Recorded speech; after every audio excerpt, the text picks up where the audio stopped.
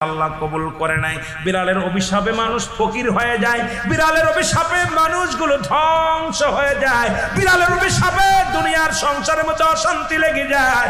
বিড়ালকে ভালোবাসলে ও মুসলমান শুনে নেও, এই বিলাইকে ভালোবাসলে বিলাই যদি দোয়া করে, বিলার দোয়ায় আল্লাহ দরবারে অনেক ফায়দা লুটতে পারবেন। জোরে জোরে চিল্লায়া বলা যাবে না মারহাবা।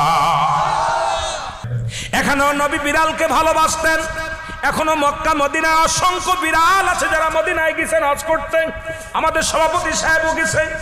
অসংখ্য বিড়াল গুলো দেখবেন মদিনার মনোয়ারায় রাসূলুল্লাহর রওজার আশেপাশে, কাবা শরীফের আশেপাশে অসংখ্য বিড়াল। ধরে বলেন ঠিক কিনা? এত সুন্দর বিড়াল যারা মক্কা মদিনায় দেখে আসছেন তাদের কাছে জিগাইবেন বিড়াল আছে কিনা। আছে। এই বিলাইদেরকে ভালোবাসবেন, বিলাইকে অভিশাপ দিবেন না। একবার এক মহিলা অমুসলমান রাসূলুল্লাহর কদমের মধ্যে একজন বিড়ালকে বিষপান